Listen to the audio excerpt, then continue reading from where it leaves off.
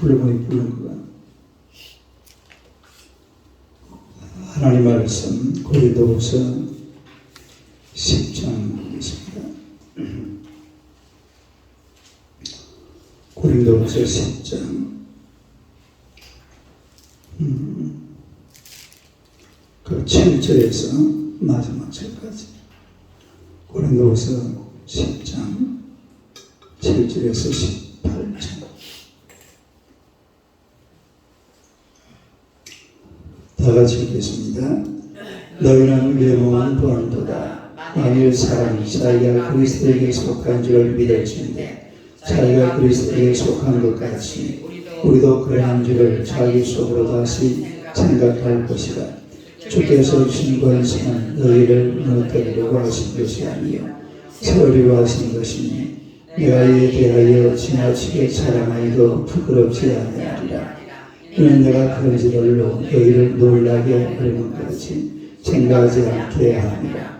그의 말이 그의 편지들은 고 힘이 있으나 그가 몸으로 대할 때는 약하고 그 말도 시원하지 않다 하니 이런 사람은 우리가 떠나 있을 때에 편지들로 말하는 것과 함께 있을 때 행하는 일이 같은 것임을 알지라. 우리는 자기를 칭찬하는 어떤 자와 더불어 감히 착하며 비교할 수 없노라. 그러나 그들이 자기로서 자기를 헤아리고 자기로서 자기를 비교하니 지혜가 없더라. 그러나 우리는 분수 이상의 자랑을 하지 않고 오직 하나님 우리에게 나누어 주신 그 병의 한계를 따라 하느니 곧 너희에게까지 이르는 것이다. 우리가 너희에게 미치지 못할 자로서 스스로 지나간 것이 아니요 그리스도의 복음으로 너희에게까지 이르는 것이다. 우리는 예수를 가지고 분수 이상의 자랑을 하는 것까지 아니라 오직 너희 믿음이 자랄수록 우리의 규범을 따라 너희 가운데서 더욱 풍성해지기를 바랍니다. 이는 남의 규범으로 이루어놓은 것으로 자랑하지 아니하고 너희 지혜를 넘어 복음을 전하려 합니다. 자랑하는 자는 주 안에서 자랑할 것입니다. 옳다 인정을 받은 자는 자기를 칭찬한 자가 아니요 오직 주께서 칭찬하는 자니라. 할렐루야. 인사하겠습니다. 오늘도 참으로 좋은 날입니다. 좋은 일이 일어날 줄로 믿습니다. 할렐루야. 오늘의 말씀으로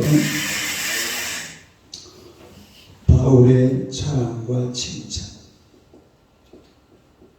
바울의 자랑과 칭찬. 교회를 세우는 자죠. 교회를 세우는 자.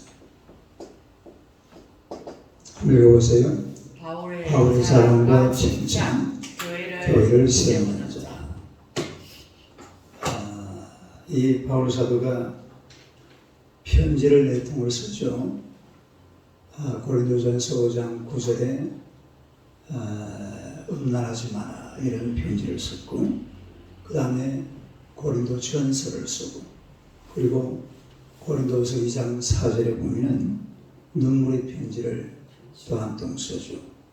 이제 눈물의 편지를 한 통 보내고 나니까 고린도 교회에서 이제 반응이 왔어요. 그 전에는 전혀 반응이 없었습니다. 물론 이제 자꾸 지적하는 거죠. 첫째는 음란의 문제를 지적하는 것이고 또 두 번째는 고린도전서라는 책을 여러분 읽어보면 사실은 이 고린도 교회를 굉장히 아주 나쁜 교회로 취급하고 또 이렇게 변화되라고 하는 그런 내용을 쭉 기록을 해놨잖아요. 그래도 이제 안 변하니까 결국은 눈물로 아주 과격한 이런 언어를 써가면서 쓴 편지가 바로 고린도서 2장 4절의 그 편지인데 왜 바울 사도가 이제 이런 편지를 계속 쓰느냐? 그 이유가 다른 게 아니에요. 고린도 교회를 제대로 세우기 위해서 또 고린도 교회가 제대로 변화되도록 우리가 이 고린도전서를 쭉 한번 읽어보면 그 안에 복음의 놀라운 진리들이 있잖아요. 그런 식으로 고린도 교회가 자꾸 변화되고 새로워지고 달라지고, 이 고린도서 5장 17절 같은 경우는 뭐라고 그랬어요? 새로운 피조물. 그런 점 누구든지 그래서 알겠으면 새로운 피조물이라. 이전 것은 지나갔으니 보라 새 것이 되었도다. 이런 것은 앞으로 고린도 교회가 나아가야 될 그런 방향을 이야기하는 거죠. 아주 중요한 그런 얘기들을 쭉 적어놨는데, 그때도 이 사람들은 그 안에 이제 거짓 사도들이 있습니다. 다른 거짓 사도들. 고린도 교회 안에 이 거짓 사도들이, 이 거짓 사도들이 자꾸 이 바울 사도가 편지를 보내고 하니까, 그것도 고린도 교회는 누가 개척했다고요? 바울이 개척하니까 사실은 바울의 일정 부분 그 영향력이 있죠. 일정 부분이 아니고 굉장한 영향력이 있죠. 또 편지를 한 통 보내니까 막 그 바울을 지지하는 사람들이 막 편지를 들고, 자 봐라, 이게 바울의 편지다. 우리가 바울의 말을 들어야지 누구 말을 듣는가 이러면서 또 하니까 겁이 나는 사람들이 바로 이 거짓 사도들입니다. 다른 거짓 사도들. 자꾸 바울을 공격하는 거예요. 바울이 왜 사도냐? 바울은 사도 자격이 없다. 바울이 사도라면은 예루살렘 교회에 추천서를 보내라. 이런 식으로 해가지고서 계속 바울에 대해서 달려드는 그런 장면을 보게 되는데, 그런데도 불구하고 이 바울 사도는 목적이 분명해요. 목적. 고린도 교회에다 네 통의 편지를 보낸 바울의 목적이 뭐냐? 바로 교회를 세우는 겁니다. 다른 교회를 세워라. 이게 바로 바울의 목적이에요. 그리고 이제 자꾸 이제 바울에 대해서 아주 나쁜 얘기를 하는 이런 거짓 사도들에 대해서 이제 명확하게, 왜냐하면은 뭔가 고린도 교회가 이제 변화가 오기 시작했거든요. 그러니까 하나씩 그걸 지적을 합니다. 니들이 지금 뭘 잘못하고 있는 건지, 그리고 내가 제대로 하나님 앞에서 사역을 하고 있는지 없는지를 다시 고린도후서를 통해서 명확하게 밝혀주는 장면이죠. 첫째로 외모를 보는 자들.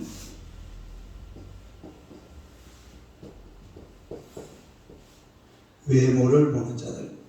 이 사실은 율법주의자들이죠. 그리고 거짓 사도들입니다.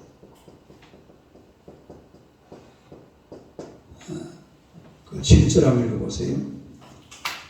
7절 한번 읽어보세요. 시작. 너희는 외모만 보는도다. 만일 사람이 자기가 그리스도에게 속한 줄을 믿을진대 자기가 그리스도에 속한 것 같이 우리도 그러한 줄을 자기 속으로 다시 생각할 것이다. 그러니까 이 바울 사도에게 사실은 뭔가 진리 측면에서 또 진리 차원에서 잘못된 게 없습니다. 그리고 예수님께서 이 땅에 오셨다가 십자가를 지시고 그 다음에 3일 만에 부활하시고, 그리고 그 사복음서를 사실은 가장 잘 해석해 놓은 사람이, 그 사람이 누구예요? 바로 이 바울 사도입니다. 그러니까 사복음서만 가지고는 사실은 그 예수 그리스도가 명확하게 어떤 분인지를 사람들이 신학적으로 이해하기가 어려워요. 예수님이 하나님이 맞는 건 분명한데, 근데 그 당시에는 율법이 엄청 강하거든요. 누가 강해요? 예수님이 그 행사하신 영향력이라는 것은 지나가고 나면 끝입니다. 사실은 한 3년 이래 막 사람들 우르르 몰고 다니다가 돌아가셔버렸어요. 그리고 부활했다고 그러지만 그건 뭐 얼마든지 그냥 종교적인 측면에서 뭐 그럴 수도 있겠지 나올 수 있거든요. 그러니까 예수님께서 십자가를 지고 하시는 그 사건까지는 하나의 어떤 일종의 사건이에요. 사건. 근데 그 사건을 아주 예리한 필체, 그리고 아주 예리한 그런 지성과 이런 모철학 이런 것을 전부 동원해가지고 잘 해석을 해놓은 게 그게 바울 서신이거든요. 따라해 바울 서신. 바울 그래야 바울 서신을 정확하게 읽어야 우리가 기독교가 무엇인지를 명확하게 알 수가 있습니다. 그러니까 이 바울 사도에게서 사실은 진리 차원에서 당신이 잘못된 사람이다 이렇게 꼬집어낼 수 있는 것은 있어요, 없어요? 아무리 이 사람들이 막 율법이 강하다고 그러지만 율법을 가지고 바울한테 대들면 바울이 이길까요? 그 사람들이 이길까요? 바울이 승리하죠. 율법을 가지고는 바울을 못 당합니다. 왜? 원래 바울이 뭐 하던 사람이에요? 율법 교사예요. 율법 교사. 예? 또 율법을 가지고서 기독교인들을 잡아 죽이던 사람이 바로 바울 사도입니다. 율법을 누구보다 잘하는 사람이에요. 그런데 율법을 가지고 바울한테 대드니까 바울이 그냥 좀 과격하게 아니 좀 강하게 율법을 확 무시해버립니다. 사실은 우리가 율법을 이렇게까지 할 필요 없거든요. 저 바울 사도처럼 막 율법을 완전히 막 진짜 막 걸레치고 걸레치고 좀 이상한데 율법을 거의 막 무시해버리고 막 폐해버리려고 하는 그런 정도까지 가는 아주 과격하게 하는 이유는 너무 율법을 가지고 바울을 괴롭히고 또 예수님을 괴롭히니까 그게 제일 쉽거든요. 다른 것보다도. 이 당시는 사실은 예수라는 이름보다도 율법이 유대인들에게 훨씬 강하게 각인이 되어 있는 그런 상태입니다. 그리고 그 대제사장, 제사장들, 서기관들 전부 다 뭐 신봉하는 사람들이에요? 율법 신봉하는 사람들. 유대인 자체가 아니 이스라엘 자체가 율법의 나라이기 때문에 그러나 이 율법이 강력하게 뿌리 박혀져 있는 이런 상황에서 바울 사도가 율법은 별것 아니야. 율법을 완성하신 분이 예수 그리스도예요. 근데 나중에 알고 보니까 예수 그리스도를 누가 죽였어요? 저가 죽은 거예요. 율법을 신고하는 그 사람들이 예수님을 죽였거든. 얼마나 갈등이 심해요. 이걸 갖다 깨트리기가 사실은 쉽지가 않습니다. 더구나 지금 이 문제를 가지고서 자꾸 고린도 교회 또 뭐 이 고대근동 아시아 지역에다가 편지를 쓰고 설교를 하고 말씀을 전하니까 이 거짓 사도들이 사실은 위기감을 느끼는 거죠. 그러니까 자꾸 바울을 공격하는데 바울을 공격하려면 뭐가 좋아요? 진리보다는 외모가 좋습니다. 외모 공격하기가 좋은 거예요. 뭘 공격해? 외모를 공격해야 돼요. 그게 이 말이에요. 다시 한번 읽어봐요. 7절 시작. 너희는 외모만 보는도다. 만일 사람이 자기가 그리스도에게 속한 줄을 믿을진대 자기가 그리스도에게 속한 것 같이 우리도 그러한 생물을 자기 속으로 다시 생각할 것이야. 그래 율법주의자들 그 당시에 꺼집어낸 게 뭐냐면은 어차피 이제 예수 그리스도는 등장했으니까 예수 그리스도를 무시할 수는 없어요. 그러나 자기들은 율법주의자거든. 그러니까 율법주의자지만 또 누구를 인정해야 된다고? 예수 그리스도를 동시에 인정을 해야 됩니다. 그러니까 예수 그리스도를 인정하면서 또 뭘 지켜야 된다고? 율법을 지켜야 됩니다. 이렇게 지금 강조하는 사람들이 이 당시에 율법주의자들이거든. 그런데 분명히 교회 안에 들어왔으니까 예수 그리스도를 이야기해야 되고 또 예수 그리스도를 이야기하다 보니까 결국은 고린도 교회 안에서는 누가 등장하게 됩니까? 바울 사도가 등장하게 돼요. 그래야 되는데 바울을 무시하기 위해서는 사실은 율법을 강조해야 됩니까? 예수 그리스도를 강조해야 됩니까? 바울을 무시하기 위해서는 율법을 강조해야죠. 그러니까 사람들이 율법을 강조하면서 바울은 그리스도의 사람이 아니다. 그러니까 이 바울과 거짓 사도들이 있습니다. 바울은 누구 편이에요? 예수님 편이고 이 거짓 사도들은 예수와 율법이잖아요. 이 바울은 강조하는 게 예수만 강조합니다. 이 사람들은 율법을 강조하고 바울을 무시하기 위해서 누구를 써먹습니까? 요 말이에요. 그 말. 이 사람들은 예수를 믿는 사람들이 아니에요.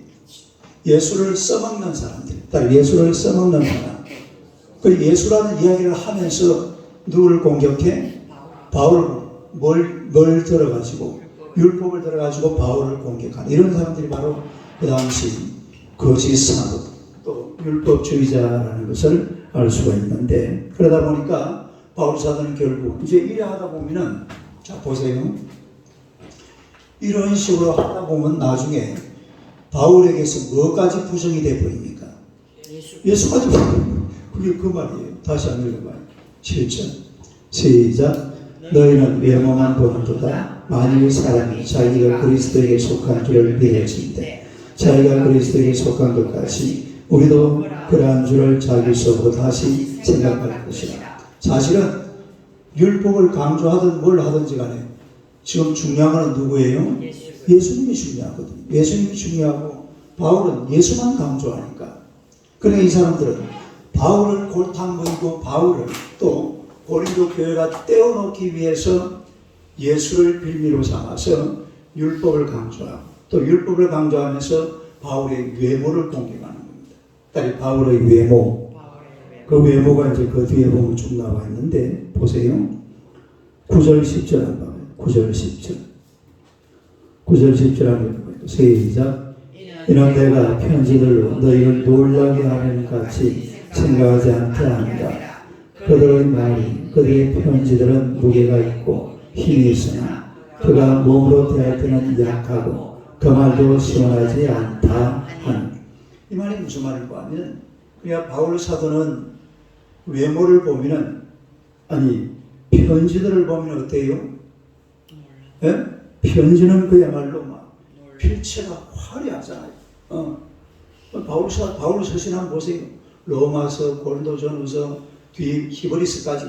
히브리서 이제 바울이 썼냐 안 썼냐 이걸 가지고 논란이 있습니다만 뭐 썼다 해도 되고 안 썼다 해도 돼. 근데 이 안에 그 내용을 보면 막 글이 막 그야말로 굉장하거든요. 네? 전 세계에서 바울만큼 명언을 많이 남긴 사람이 없습니다. 다른 명언. 아니 전부 다 명언이잖아요. 여러분이 지금 머릿속에 담고 있는 성경 구절 전부 다 누가 쓴 거예요? 그 전부 바울 서신에 다 나오는 거예요. 우리가 대충 알고 있는 중요한 성경 구절들 전부 다 바울 서신에 다 나와요. 그러니까 바울의 편지를 받아보면은 막 기가 찬 거예요. 와, 세상에 어떻게 사람이 이런 글을 다 쓸 수가 있느냐. 글만 보면 굉장히 된다. 그런데 막상 사람을 보면 어떻다고요? 영 볼 것 없다 이 말이에요. 예? 예수님이나 똑같아요. 저 우리 이사야 53장 한번 보세요. 이사야 53장. 1033.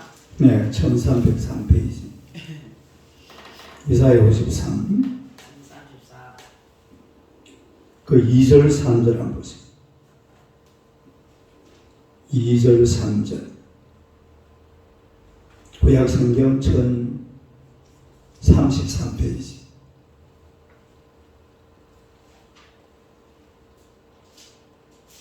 (2절 3절) 2절 3절 한번 읽어봐요. 시작.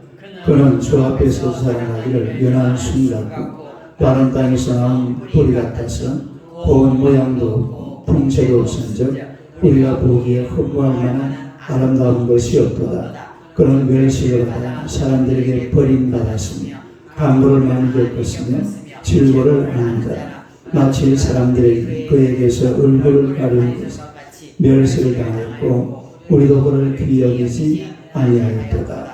그러니까 그 보니까 고운 뭐도 없고 모양도 없고 풍채도 없은즉 우리가 보기에 흠모할 만한 아름다운 것이 없도다. 예수님의 모습을 얘기하는 거거든요. 십자가에 못 박히신 그 예수님의 모습이 이러했는데 바울의 모습도 비슷해요. 제가 그 거바리스라는 영화를 봤는데 그 영화에 보면은 바울이 첫째로 키가 자그만하고 그리고 완전히 이 머리가 대머리 또 거기다가 생긴 게 별로 이렇게 곱상하게 안 생겼습니다. 좀 날카롭게 생겼고 물론 이제 영화니까 그런 사람을 대상으로 했겠지만은 대충 역사적인 고정을 통해서 사람을 뽑은 게 그런 사람을 뽑은 거예요. 그러니까 이 바울 사도는 누가 봐도 아마 말이 좀 어눌한가 봐요. 또 거기다가 병이 있습니다. 병이. 예? 무슨 병이 있어요? 간질병 이야기도 하고 또 눈비하기도 하고. 그러니까 이런 엄청난 사역을 하려고 그러면 사실은 엄청난 고난도 있어야 돼요.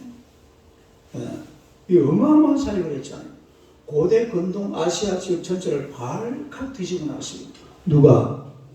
바울 사도. 이런 엄청난 바울 서신도 남기고 이런 글이 세상에 이런 글을 남기고 그리고 고대 근동 아시아 지역 복음 복자도 모르는 그곳에다가 복음을 가지고서 완전 그 지역을 전체를 다 뒤집어 놨잖아요. 유럽까지 아시아 유럽 이 조그마한 그 예루살렘에서 시작해가지고 이런 사역을 감당하려고 그러니까 사실은 그 몸도 굉장히 약했음을 우리에게 가르쳐주고 있습니다.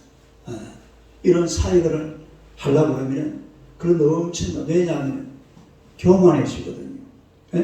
뭐해진다고요? 사람이 저절로 교만해져요. 이 겸손하게 낮추기 위해서 그런 엄청난 시험을 주는데 그런 걸 보고 이 거짓 사도들은 그걸 이용하는 거예요. 저 바울 저거 봐봐. 아니 쥐가 예수 믿는 사람 예수님을 믿고 예수님을 하나님이라고 한다면 왜 하나님께서 바울의 간질병을 안 고쳐주냐? 왜 바울의 그 눈이 저게 무슨 저 꼬라지가 저게 뭐냐고 팍 손가락질 얼마나 사태질을 했겠어요? 왜 안 고쳐주냐? 이러면서 바울의 외모를 폄훼하는 그런 모습을 우리가 충분히 생각을 해볼 수가 있는 거예요. 지금 딱 그런 모습이. 그러니까 바울을 공격하기 위해서는 진리 가지고는 안 되고 뭘 공격해야 돼? 외모를 공격하는 거예요. 이래가지고서 막 바울은 그래가지고 또 대표적인 게 바울은 원래 처음에 등장할 때 어디서 등장합니까? 다메섹으로 가는 길 도중에 누구를 만나요? 예수를. 이게 바울의 등장하는 장면입니다. 다른 사람들은 그게 아니잖아요. 예루살렘 교회 가가지고 우리처럼 저 고신대학 신학대학원을 나와가지고 뭘 받아야 돼요? 총장, 도장 찍어가지고 대학원 졸업장 받고 그 다음에 전도사 받고 그 다음에 강도사 받고 그 다음에 목사 되고 이래가지고 뭐 이런 추천서를 가져오라는데 바울한테 그런 게 있어요 없어요? 그것도 없어. 그러니까 사람들이 바울 공격하기가 참 좋은 거예요. 하지만 바울은 진리의 사람입니다. 따라서 진리의 사람. 뭐의 사람? 바울은 진리의 사람이고 어떤 누구의 추천서보다도 아주 강력한 추천서. 누구의 추천서입니까? 예수님의 추천서예요. 하나님의 개척서예요. 그런 걸 가지고서 하나님 앞에 성도들 앞에 섰는데 그리고 바울 사도가 고린도 교회를 개척했잖아요. 뭘 개척했다고? 고린도 교회를 개척. 그러나 싸그리 무시해버리고 바울을 공격하기 위해서 그 외모를 가지고 따지고 드는 그런 모습을 우리가 볼 수가 있다. 그런 이야기입니다. 사무엘상 16장 7절 한번 봅시다. 사무엘상 구약성경 434페이지 사무엘상 16장 7절 16장 7절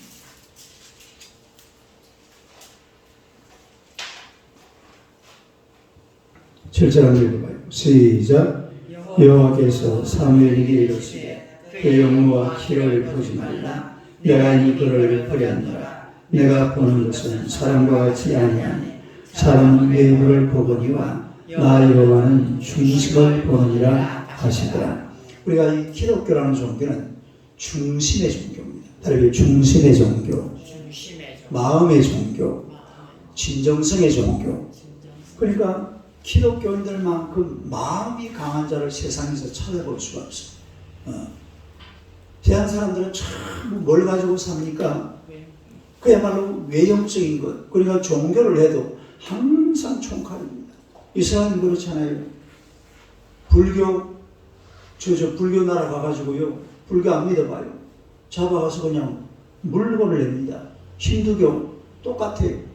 그러나 기독교는 마음의 종교입니다. 따라요. 마음의 종교. 예수님도 보세요. 예수님도 제명에 못 죽었어요. 다 여러분 재능에 다 죽습니다. 마음에도 재능에 죽고 나이 많아서 죽고 석가모니 공자 다 마찬가지. 그러나 예수님은 몇 살에 죽었어요? 33살에 죽습니다.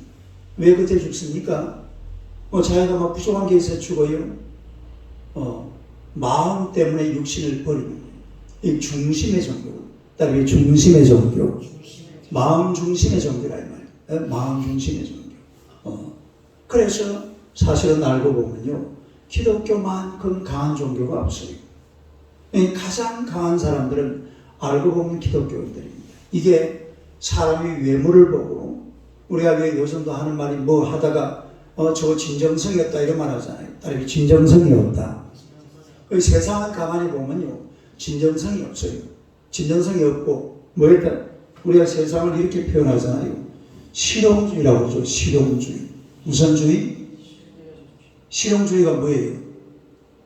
진리가 나에게 이익이 되면 그게 진리가 되는 거예요.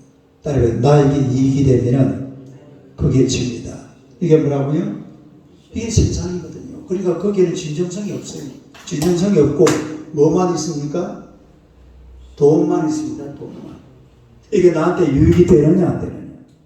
이걸 가지고서 따지고 들지 뭐 정말로 거기에서 그 대단한 진리가 있느냐, 마음의 이는 안 따져요. 그래서 오늘 이 바울 사도가 보니까 이 고린도 교회 거짓 사도들은 너희는 외모만 보는도다. 외모만 보는도다. 외모만 보고서 바울을 공격하려고 그러지만 사실은 그것 가지고 바울 공격이 안 돼요. 내일 새벽에도 말씀드리겠지만 여러 가지 많은 문제들, 이 사람들에게 많은 문제, 바울을 외모로 공격하는 이 사람들에게 또 여러 가지 많은 문제점을 이제 드러나는 것을 볼 수가 있는데, 아무튼 우리도 마찬가지 이 세상을 살아갈 때에 외모만 보고 사는 것이 아니라 중심을 보고 또 진리를 찾고 바울처럼 정말로 진리를 추구하면서 예수 그리스도를 쫓아가는 성도들이 되시기를 주님의 이름으로 축원합니다. 기도하겠습니다. 하나님 우리 아버지 은혜를 감사합니다. 오늘 하나님께서 주의 백성들을 사랑하시고 우리가 너무나 부족하고 연약하고 못난 인생들이지만 우리의 겉사람보다 우리의 속사람을 귀중히 여기사 우리 안에 그리스도 예수를 심어주시고 예수를 믿음으로 말미암아 예수를 영접하여 하나님의 자녀가 된 줄로 믿습니다. 이만한 복이 없고 이만한 영광이 없는 줄로 믿습니다. 우리가 이 땅을 살아가는 동안에 오직 그리스도 예수로 말미암아 날마다 주를 영화롭게 드리며 하나님의 거룩하심을 온 땅에 펴나가는 주의 백성들이 되게 하여 주옵소서. 이 땅을 살아가는 동안에 외모 중심의 삶이 아니라 정말로 그 중심에 그 사람 속에 있는 가장 중심에 있는 것을 바라보면서 하나님을 살아가기에 부족함이 없는 주의 백성들이 되게 하여 주옵소서. 우리의 전도사님교회를 축복하시고 내 장막들을 넓히라고 주님 명령하셨으니 하나님의 교회가 점점 넓어지도록 많은 세인자들을 주님께서 우리 교회 재단으로 보내주시고 하나님의 교회가 든든히 세워져 가도록 주님께서 역사하여 주옵소서. 또 우리 장영제를 축복하시고 하나님의 이번 대법원 재판이 하나님의 심리가 잘 진행되어서 하나님의 여러 가지 좋은 재판의 결과가 일어나도록 하나님께서 역사하여 주실 줄로 믿습니다. 하나님이 친히 다스리시고 주관하시며 복의 복을 더하여 주시옵소서.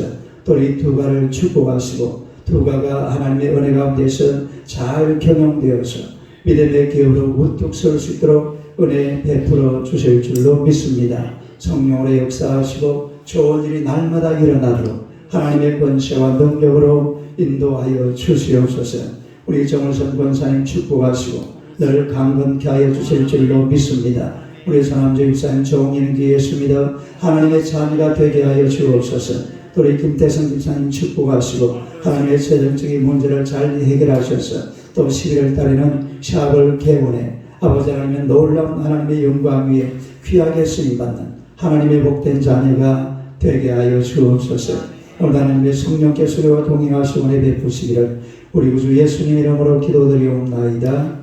아멘. 기도하시도록